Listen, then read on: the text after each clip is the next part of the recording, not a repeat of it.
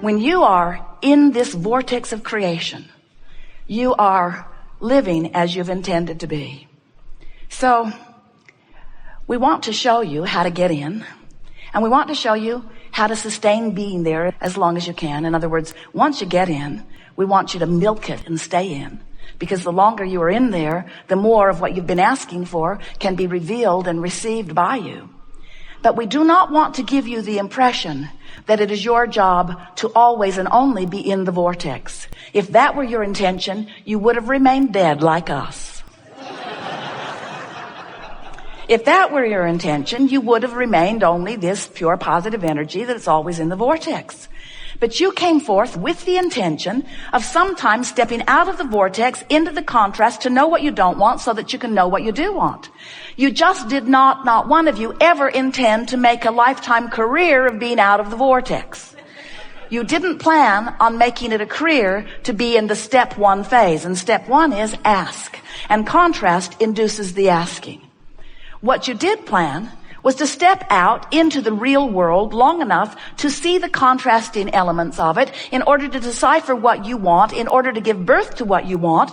But you intended, every one of you, to then, once you have decided what you want, to then give your undivided attention to what you want.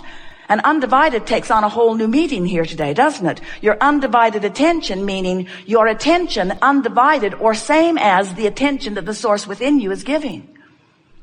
When you look at someone and you see a flaw in them, you find fault with them, you see them as inappropriate in some way, you step away from who you really are, because the source within you will not do that, not ever, not one time ever.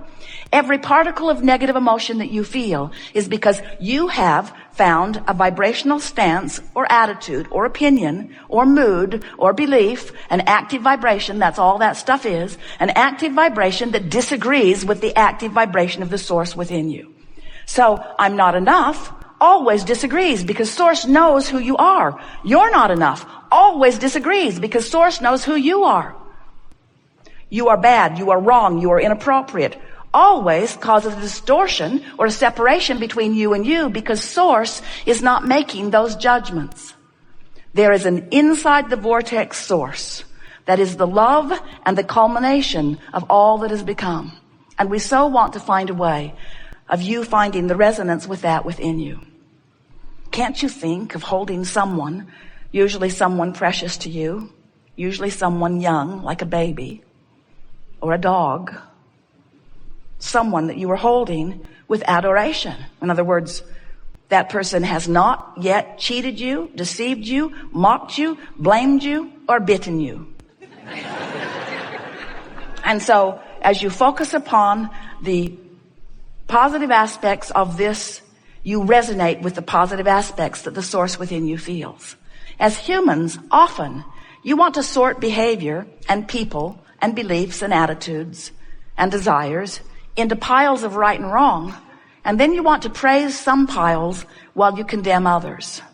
And what we want you to understand is that any pile you're praising causes source to be there with you, but any pile you're condemning causes you to deviate from source. Source will not join you in negative judgment or in pushing against anything unwanted, because source understands the way the universe works. Source understands that when you know what you don't want, an equal and equivalent desire is born. And source gives its undivided attention to that. That's why there is an eternal expansion and evolution of all things. If you could become so convincing that you could get source to come and join you in your negative contemplation, then there would be no source and there would be no eternity. Now, don't worry about it. It cannot happen. Non-physical energy is too smart for that. Sometimes humans say, well, that's not the story I heard about God. I heard that he holds very strict standards. We say, yeah, there's a lot of confusion about what those standards are, isn't there? You're killing each other all day, every day over your discontent or non-agreement about what you think God thinks you should do. But you say, no, the God that I've heard about holds very strict, very, very strict rules. And when I keep those rules, I am loved by God. But when I break those rules, then I receive the wrath of God. Then I am condemned by God. And we say, that is a God that man has fashioned when he was outside of the vortex. Because we promise you that that which is source, that which is the source of you, and that which is the source of all that you know, is a pure, positive energy, expanding force, evolving because of the asking that is constantly taking place on the leading edge of creation.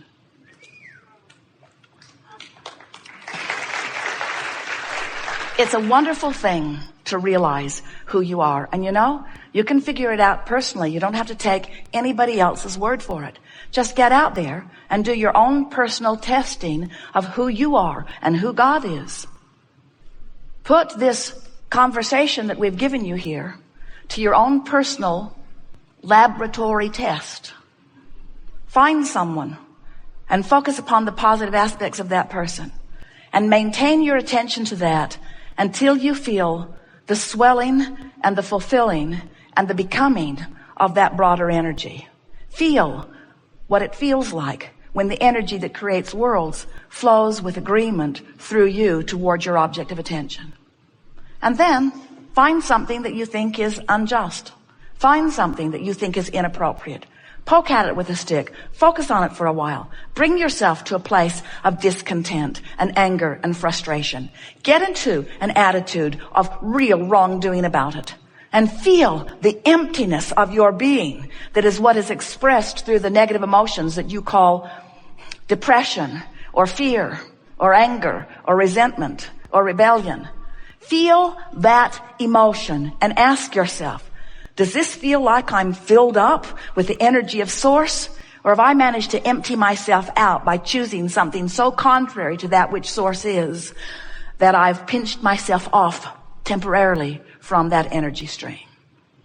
So when you become acquainted consciously and deliberately with the guidance system that you are born with, when you start paying attention to the vibrational frequencies of harmony and allowing and alignment and blending, or of resistance and discord, when you start paying attention to the way you feel, you'll know whether you're in tune with who you are or not.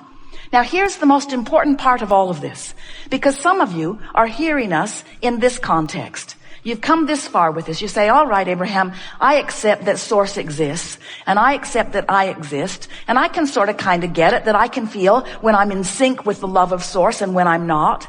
And we say, but the story is bigger still. The reason that you, in your physical body, feel any negative emotion or any positive emotion, the reason that you feel the vibrational relationship is because in your living of life, you keep asking for more. And in that asking, hear this, in that asking, you keep becoming.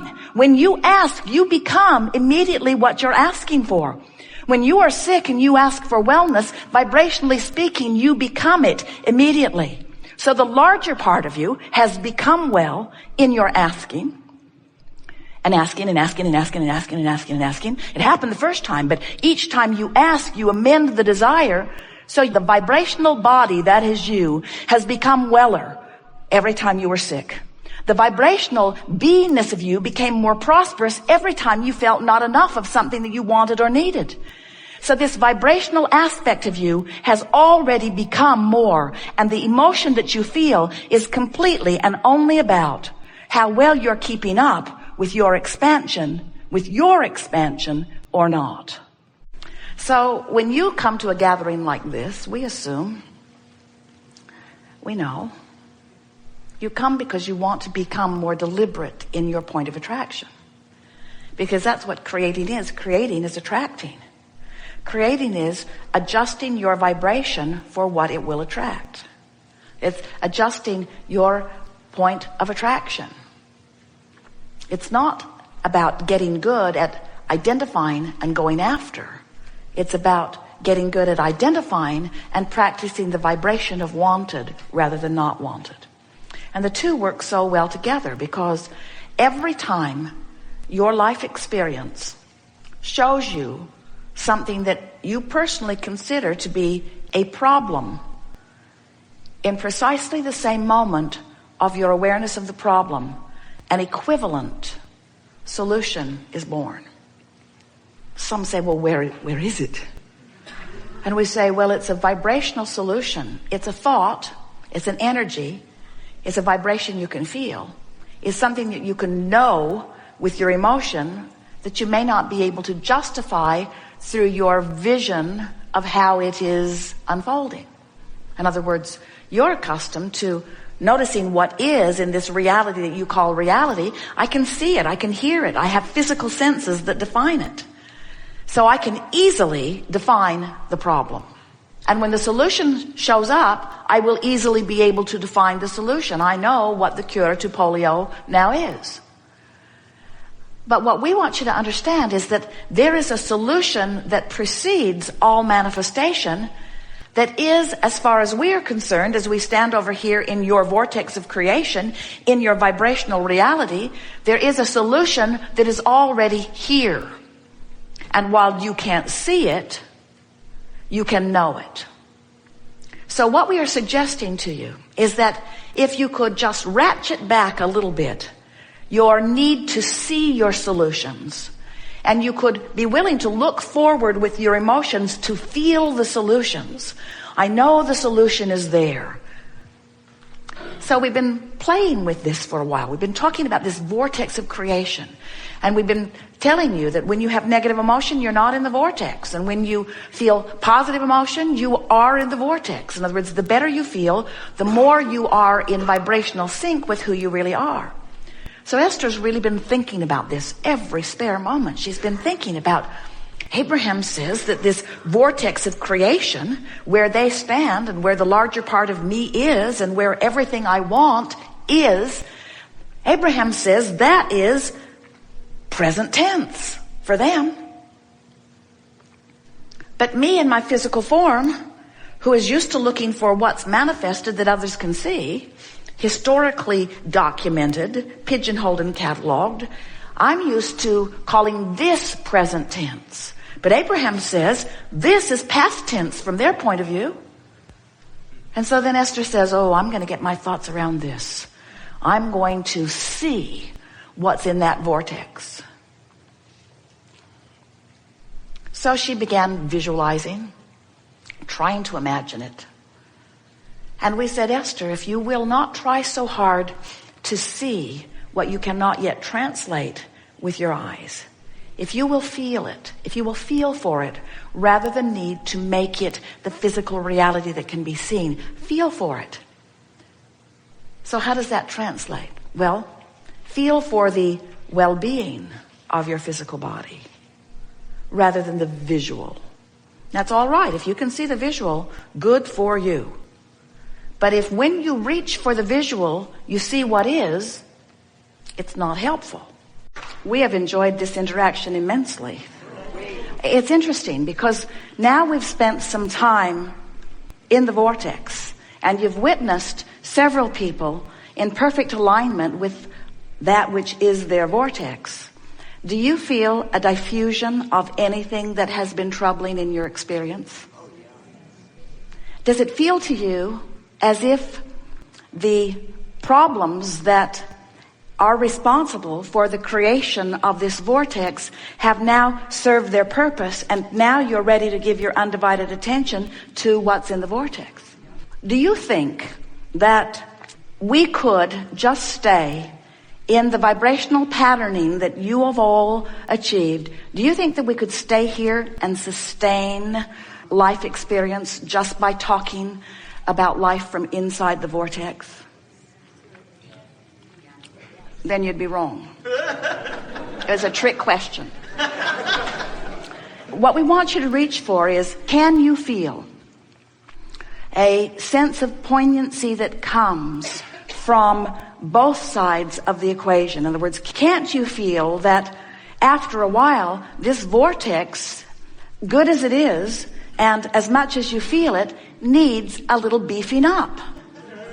And aren't you sort of willing to maybe leave the vortex long enough to find another question to which you seek an answer?